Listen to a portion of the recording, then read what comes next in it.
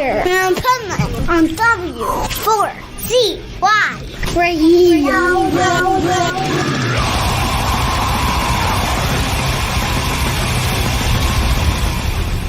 Wake up, America! It's time for the Adventures of Pipeman on W4CY.com, West Palm Beach's #1 internet radio station. Here's your host, the Pipeman.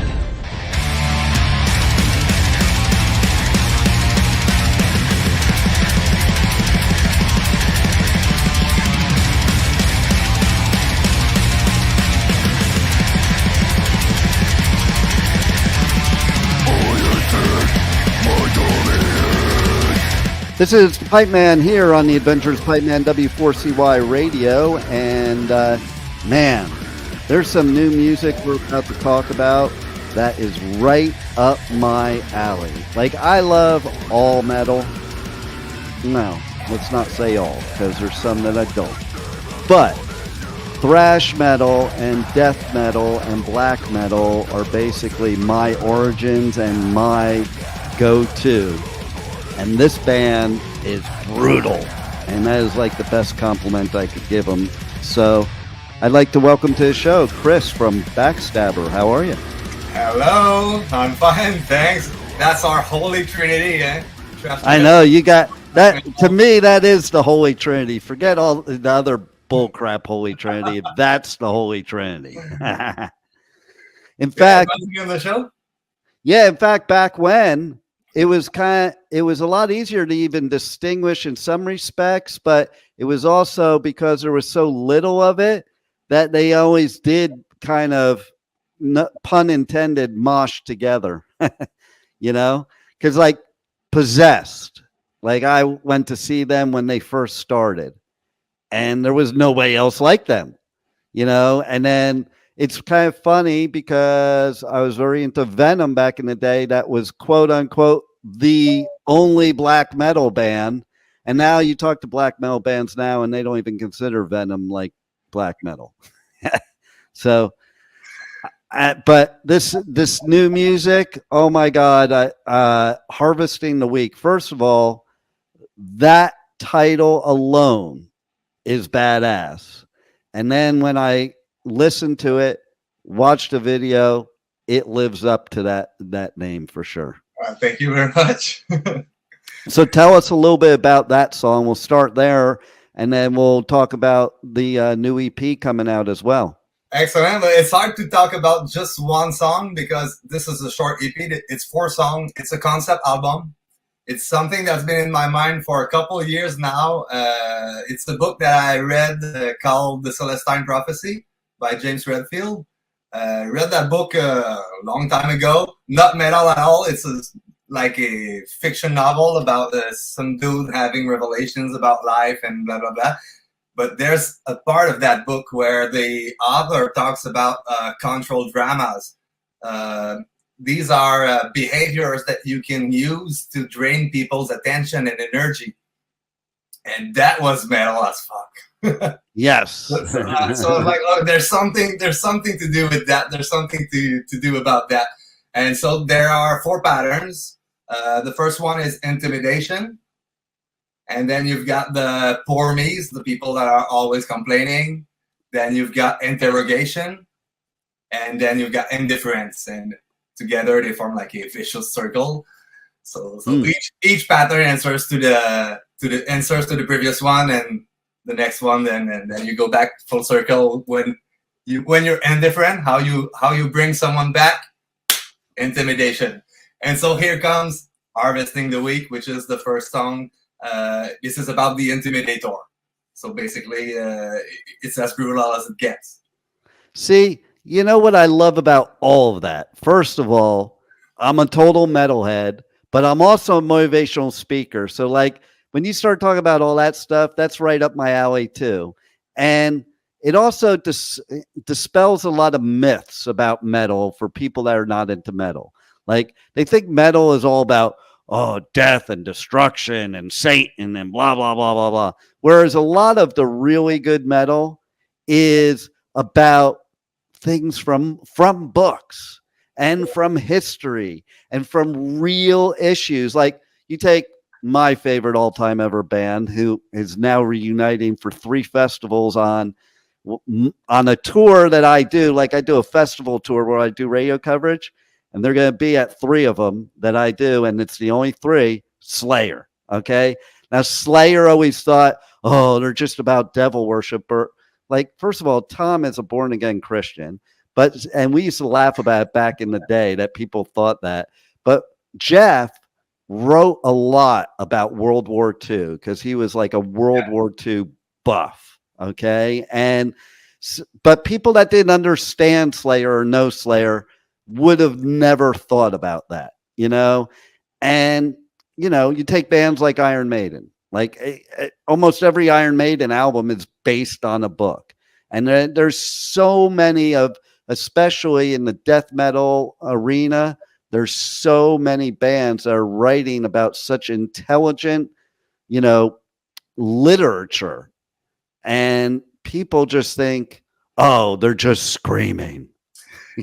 Yeah, but as much as I agree with you, stereotypes are important. Yes. That's how you take the posers out. Well, what's funny about that? Okay, so I forget which one it was. Last year at one of the festivals, I was hanging out with one of the bands, and we were talking about like how people think us metalheads are so scary and all that.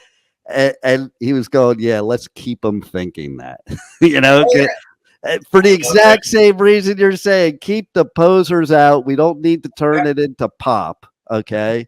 That's why it's such an interesting topic as the one I picked for Patterns of Domination. I kind of twisted sarcastically. So it's a handy guide on how to be a narcissistic asshole. So it has to be metal at some point. It has to be metal. I mean, be an asshole, that's metal, but it's sarcastic. Don't be an asshole, of course. I love it. I love it, especially since, I'm from New York and New Jersey, so sarcasm is my first language. So of course, we're in the video of Harvesting the Week, we're promoting intimidation. We're like, assert your dominance, but in fact, of course, be kind. There you go. So tell us, let's start first with, is there some moment in time in your life where this just hit you, where this is what I want to do, and this is like my passion? It is a collection of moments. It's as much as it was the Christmas party back in the day where my cousins, Pascal and Martin, they were playing Rust in Peace on the guitar, and I was like, as much as it is back in high school when I played trumpet in the school band. Back then, our teacher he wrote 3 songs for us to play. They were basic songs. They were exercises turned into songs, but they were songs nonetheless. So when we played them live as an orchestra, we knew we were the only one playing that. So that gave me the spark to create, I guess. And then the guitar from my cousins. The family brought me into metal as well. I've got some uncles that brought me tapes. If it wasn't for any of them, I wouldn't be where I am now. I'm pretty sure. I love that, because there are a whole series of events that land you where you are. And, it's even funny you're talking about playing the trumpet. I was in percussion in the school band and orchestra. And I actually at one point thought I want to try the trumpet out. But what's funny is my favorite part of percussion to play was the timpani. And then you take a band like Slipknot, and I'll go see them. I'll be like, holy fuck, I should have kept playing timpani. I could have been in Slipknot. Man. I just saw a documentary on drumming the other day, and it was about like how back in the day a drummer, you need a drummer for each and every part of the drum. Right. And back in the days of marching bands and stuff. Yep. It took quite some time before Ludwig came up with like real drums. Right, exactly. Trumpet, and I did percussions as well. So yeah, and you know what? When I first started playing drums, I had to play on this stupid practice pad, and I hated it. All I wanted was a drum set, and I didn't get a drum set. There you go. Until after a couple practice pads, after playing each separate drum separately, like you're talking about, and then I got a drum set. It wasn't like my kids. I bought them a drum set from the minute they could ask for one. Drums are so cool. It's a fun instrument to play. And listen, I give so much credit to drummers because the coordination that you need, like, I didn't have it, to be honest. I was better at playing the individual drums. You put the drum set then all together and doing everything at once. Oh my God, I'm in awe of great drummers. And then when Lombardo started doing the double bass, I'm like, holy shit, I can't even hit a single bass and the drum and the cymbals at the same time. And this dude's working the hi-hat and the double bass with only 2 feet. Like, how the hell does that happen? And it's just, and now there's people that are just so even far advanced from that. Like, it just amazes me. And that's why I talk about what I did before is like, a lot of death metal is really, really amazing musicianship. And that's the part where, the stereotype's not wrong, but the stereotype does keep the posers out. So, Patterns of Domination. Tell us about some of the other songs on the EP and how they may be the same or different than Harvesting the Weak. They are different. I love it. The 4 patterns are different, so it had to be different. So each song has a different vibe. We've tried to explore a couple of niche, of subgenres of the great genre that is death metal. So on Harvesting, that's like old school death metal a bit. There's a little trashy side, but we have Langue Sale, which is the second one. The title's in French, but basically dirty tongues. So that's how we talk about people who always complain and have always shitty stuff to say. So we call that Langue Sale. Langue Sale. Langue Sale. That's how we say it in Quebec. Which there's a lot of them nowadays. Oh my God. I even thought COVID would cure the bitchers of music festivals and concerts, because we got it taken away. And they're still bitching now. Like, Slayer's reuniting and there's all this bullshit, people complaining. Like, who gives a crap? You're getting to see him one more time, man. Like, why are you complaining? Yeah, just don't go. Like what you like. Like what you like. Leave the rest alone. Yeah, Lisa Holt, Gary's wife, had a perfect solution for those people. Just don't go. Mm-hmm, exactly. It's that simple, But I love that you have 4 different vibes, because that's another thing. To me, that's OG. Okay, back in the day, the band, none of the bands really sounded the same, and they would create different songs and different sounds. Whereas I find a lot of new bands nowadays, it's almost like they follow this algebraic equation. It's like they plug this formula in, and it just that everything sounds like that. And if you went to a gig that was like Possessed, Dark Angel, Slayer, Metallica, Exodus, it was like you were in multiple different genres, you would think, because they were all unique to themselves. Yeah. But as much as I like both, I like bands that are always evolving, but I kind of like some bands that put out the same album over and over again.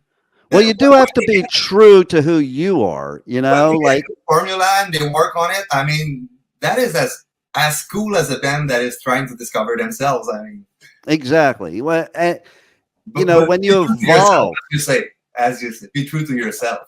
Yeah, when you evolve as a band, it just means getting better, not changing. So you take a band like Slayer. They're really not any different than they were when I saw them the first gig they ever had. They just got to be better musicians and, made it more polished and more professional for who they were, you know, opposed to some bands that like they go in a whole different direction, and it's like, but that's not who you are. I mean, if that's who you wanted to be to begin with, that's a different story. But you know, like you said, the word poser, that was big back in the day, and it's like I played drums and I played guitar and then I sang thrash metal. And during that whole 80s scene, all I saw was all these bands selling out and the record companies telling them what to do. And I was like, fuck this. And I stopped playing music because of it, you know, because I think you should just be true to yourself, like I was saying, and then people will notice. Yeah. But being true to yourself can be as much as staying true to your old habits or being always out discovering new stuff. So, but just be who you are, whoever you are. That's right. Exactly. So I like to explore. So I guess. Well, I think also being a musician, isn't it about exploring what you can do? Like I've said this a few times before. Like when I started playing guitar, you know, I was like just making all these weird sounds, trying to see what the guitar could do. And my dad would say, "You should give that up. You suck." And I probably did suck, but I was trying to find out what the guitar could do, you know, and what sounds I could make. And maybe some sounds I would make, I'd be like, "Oh yeah, I won't do that again." But then there's others where you're like, "Oh wow, that was pretty cool." So, what about live shows? What can people expect at a Backstabber live show? They can expect a good time, that's for sure. I mean, I'm a smiley guy, so I mean, I'm always having a good time. I'm always having fun. And the way we write our music, we always think about it live. How will it come out live? So even when writing a song, writing a bridge or a main riff or a verse, I mean, it's always, is it going to be a headbangable riff? Is it going to have the drive that we want? So yeah, basically our music is built to be played live. I love that you said the smiley thing, because there's that other stereotype that all metalheads have a resting bitch face. Well, I can hide it. I mean, you have to have that mean, evil look.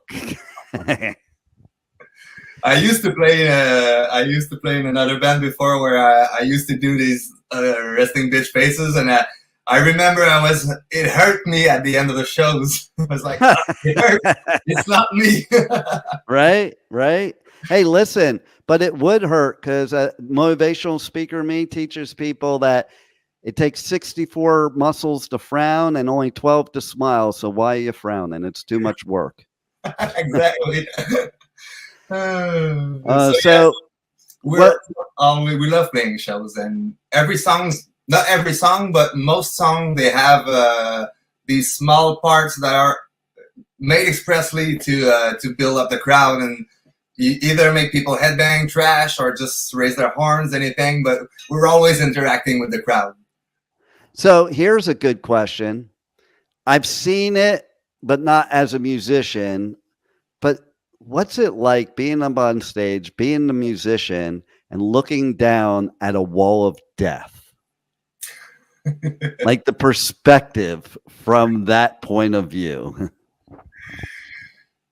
It is, I like to go to both extremes, but it is as amazing as it is terrifying. Sometimes. Right? You don't want to have anybody getting hurt during one of the sets. So that means at some point you want people to have fun, even though you want them to mosh and you want them to have walls of death. But it is amazing to see when you see the moment where everybody's ready and they just are calling. You're like, ah. It gives me goosebumps. Like when they're just about to do it, they're just like ready and all pumped and stuff. I'm like, holy shit! Here talking about Wall of Death, I can't help myself but thinking about the band called Narcissist. They're a band from Quebec. They came up with Wall of Death back in early 2000, and I remember they had one in Rouyn-Noranda, which is our hometown. It's like 400 people 400 Wow. people in the wall of death. Everybody in Wow. the crowd was in the wall of death. It's amazing. It's on YouTube. You can find it if you want. But yeah, Nice. that's this wall of death ruin. Wow. So here's a good one for you. My daughter's bat mitzvah, I moshed with the rabbi at the bat mitzvah. It's like the meme with the Meshuggah song where all the rabbis are like... Totally, man. Is that awesome or what, man? That was like the highlight of it, you know? Oh, man. So how do people reach out to you guys, connect on socials, check out your music, merch, all that good stuff? We're boomers. We're still on Facebook. I mean, well, we're on Messenger more than Facebook, but we're still there. Instagram a bit. We're also on YouTube and Bandcamp for anything related to merch or anything.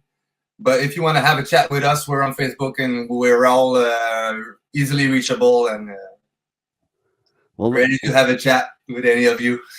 You know, it's funny. There's parts I hate about Facebook, but what I do love about Facebook is some of the things you can do on there that you can't do on the others, like uploading a shitload of pics, you know, without having it be like a major amount of work. It's just like I go to a festival, I upload all my pics, and I share that Facebook album with the promoter. It makes it real easy, you know. And I don't know. I think people interact more on Facebook, but you know, maybe that's just me. But I'm on all of them, including TikTok, which, you know, if you're not on spend a lot of time on Reddit because I really enjoy Reddit. It's text based, and I'm a reader, so I really enjoy Reddit. But do you like Quora too? I sometimes I read Quora, but I'm not on there. Yeah, I do Reddit. I do Quora. I do them all. I got them all, but I still kind of stick to Facebook, even though people piss me off on Facebook. I still stick to it. I don't have a lot of conversation through comments on Facebook anymore, but I do have a lot of conversations through Messenger.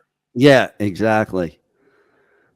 So, any final words you want to leave our listeners with that we haven't covered yet that they need to know? Well, we did not go through the whole album. We just got we just got the diverted. But if you want to know more, feel free to come by. Honestly, have a chat. Tell me more. Tell me more now. I think they want to hear more now. Well, we were talking about Langsal, which is pretty much about the people complaining. So it's about social media. And then musically, it's more into the core side of metal. The one that's generated the hate comments through social media. And then we have Crawling Through Your Bones, which is about the interrogator. As much as it is about the interrogator, when I wrote the song, I just one-shotted it, and then I looked back at it, and I was like, it's almost like I'm talking about a rape. I mean, it's the same kind of feeling that you get your intimacy violated when someone is just like asking questions just to get a hand of you. It's basically the same feeling. I mean, so yeah, Crawling Through Your Bones, which is a little bit more into blackened death metal. And then the last one, Snitches Get Stitches, which is about the indifferent people. So it's really fucked up. I guess it's our most technical song. Okay. So I wouldn't dare to say it's tech death because I don't consider myself as good as a guitar player, but definitely it has a hint of it. And I love the name. I got a friend of mine who, when I told her about that name, I was thinking about it. She was like, "Is that like a rap song or something?" Oh, that's so funny. I could see that too. I could see somebody thinking that. That's so funny. But it was about indifference. But as much as it is indifference, Snitches Get Stitches. It's a mojo about the gang culture where keep it to yourself. Yeah. So the less you say, the less you risk. Sometimes that's actually like a real good words to live by in every area of life, to be honest. Just like we don't want these pop people to know that metalheads are actually nice people. Oh man, well, In I gotta Quebec, tell you, most metalheads, most singers are teachers.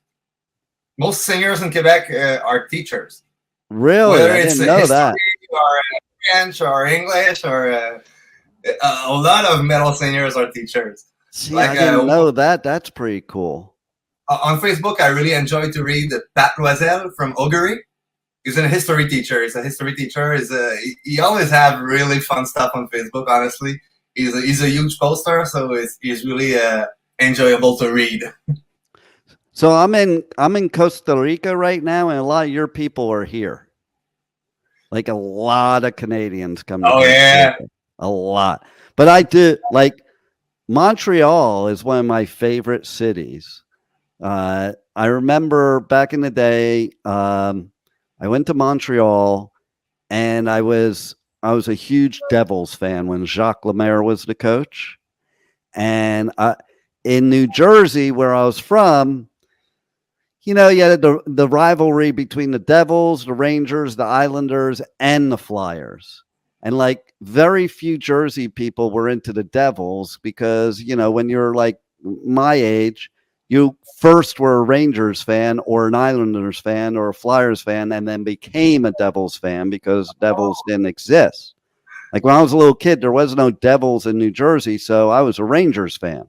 But then once I became a Devils fan, it was like you would yell Rangers suck and, use it, the rivalry. So it was funny because I remember so clearly I was at this bar in Montreal and I was wearing a Devils ski jacket. It was in the winter. And everybody was so nice to me because I was wearing a Devils jacket. And I'm like, this is strange. I have to leave my home state, home country to go somewhere else to be appreciated for my home team because they all loved Jacques Lemaire, And wouldn't that have been the same had you had a Boston Bruins? Yeah, no, that would not have been the same. As a matter of fact, I have a story about him where our main studio is. Jeremy Jacobs, the owner of the Bruins, lives there. And he started this whole political thing there because him and the other richest guy in town have this whole rivalry. And they made the whole town pay for it. And he's an asshole. So I was really not a Bruins fan before. And now I'm super not a Bruins fan. but it is funny what you said about being a Devils fan because back in the day there were no Devils. Here in Quebec, it's the opposite. We have kids who are Nordics fans. Oh, really? Quebec Nordics, they don't exist since is it? I know, right? 89, 90? I thought. Yeah, I mean they were sold to Colorado. They became the Avalanches. I know. And you know what's funny? Do you know where the Devils came from? They were originally from Colorado. Oh, yeah. They're the Colorado team that moved. Oh, yeah. Yeah. So we got the Colorado team. You guys gave Colorado their team. Oh, man, that's funny. And I have to say, I've been to multiple areas of your country. I like your area the best. It's just to me. It's called the beautiful province. And then, to me, I remember when I went to Montreal, I was like, this is what New York was like 20 years ago. Me and 20 years ago then when I was thinking about 20 years ago because it's like what an amazing city. And what blew my mind was the underground malls, those 12 malls underground. I actually went through every one of them. And what a cool way to get around the city when it's freezing above ground. So, yeah. The underground city of Montreal is amazing. Yeah, exactly. And I just found the people, the city, all the areas surrounding. And, I live part of the year in Florida and part of the year out of the United States. And the part I live in Florida, my landlord who I rent from is from in Quebec. So I'm like surrounded by Canadians. I like them. I like them better than my people now anyway, because my people are becoming a bunch of assholes. Yeah, we've got a lot of Quebecers in Florida. They're called snowbirds. Yeah, when so the winter come over here, it flies out. So yeah, in Hollywood, Florida, near Fort Lauderdale, it's all French Canadians. Like everybody there is a French Canadian. So there it is. Well, yeah, and that's as much as we're bilinguals. Older generations are more unilingual French, and so it probably speaks French a lot in there. Eh? Yeah, absolutely. I'm guessing a good proportion of them does not speak English at all. Probably not. Well, that's like in Miami. Spanish is the primary language. English is second. I took my daughter someplace in Miami, and she was trying to order, and they didn't understand her. I'm like, yeah, no, they don't understand English here. Here, I'll order for you. You feel just like francophones in Montreal sometimes. Oh, really? Well, those that only speak French, yes. Sometimes. Yeah, that makes sense. Island, that makes sense. To expect being served in English. And, it's funny because then you have, like, I also cover Hellfest. And so a lot of people there, they don't like to speak English at all. But it's funny that the French in France, too, that they sound different than the French in Montreal, Quebec. And then I'm taking this like immersion Spanish class here so I can be even better. And there's a girl in there that she was speaking French. And it was funny because I was like, so are you from Canada or are you from France? And she goes, I'm from Belgium. And I had forgot about that one because we had a studio in Belgium for a while, and I forgot. Oh yeah, they speak French too. Yeah, and they have that. The numbers in French, how fucked up they are. But Tell me. Belgium doesn't have that. Really? Yeah, it's called a vicesimal numerical. It's based off of 20. That's where you got like 4 20s for the number 80. But in Belgium, it's called octant, which is octo from octo 8. So interesting. Yeah, it's so wild to go around the world. Languages are cool. Yeah, it's so wild to go around the world and find how things are done differently.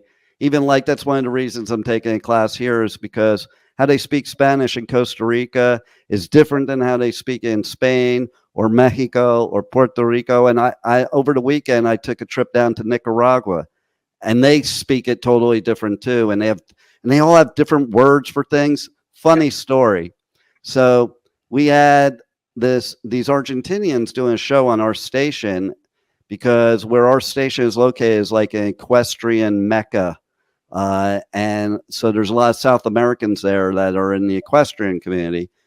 And one day they're in the studio, and I misheard a word that they said, and I thought they said mota, which I don't know if you know what that means, but that means pot, okay? And then they had this stuff that looked just like pot. And I'm like, you can't do that in here. And this was like years ago when it was totally illegal. And they started laughing. They're like, no, it's not mota, it's mate, which is this tea that Argentinians drink like all day, every day. And it's an herb, and it looks like it's pot. And of course, mota, mate, you can mishear that. Oh yeah. So it was so funny. But even now that it's been legalized in a couple of states in the US and Canada, it's been legalized for a couple of years, but it's still not as socially acceptable as beer, let's say.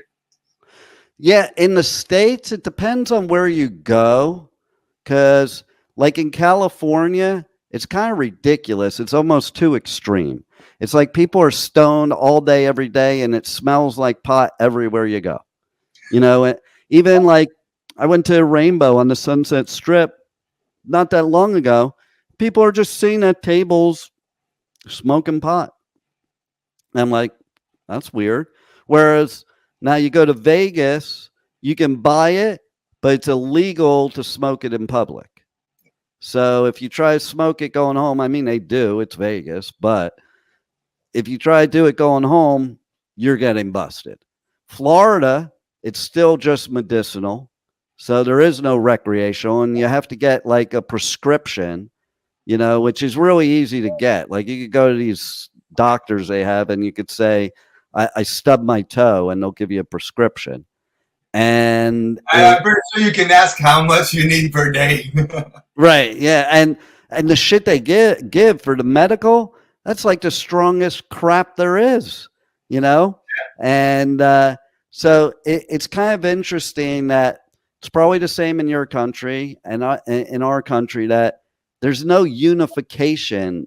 Like, I don't know. I just think it should be either legal or not legal, and it shouldn't be different everywhere you go, personally. You know, maybe a little bit of a variation, but it's not like alcohol is legal at some and not legal in others, and only for medicinal in others, you know.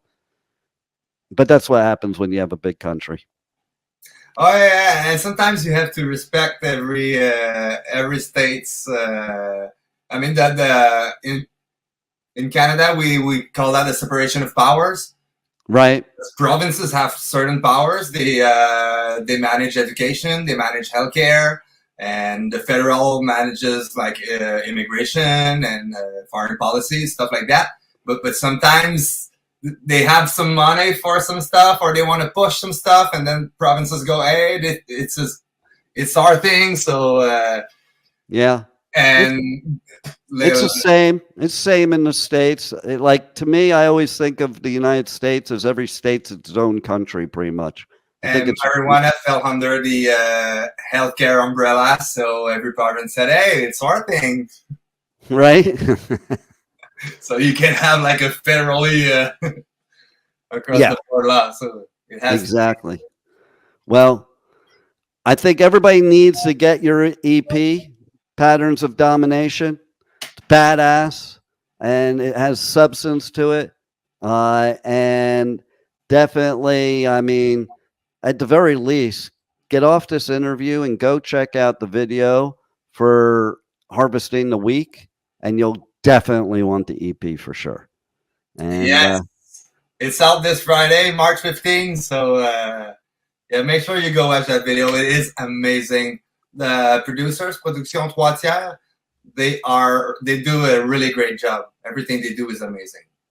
I love it, and it was a great job. So you guys rock. I love it, and love your music. And thanks for being on the Adventures of Pipeman. Thank you very much. And thank you everyone for watching this. Thank you for listening to the Adventures of Pipeman on W4CY Radio.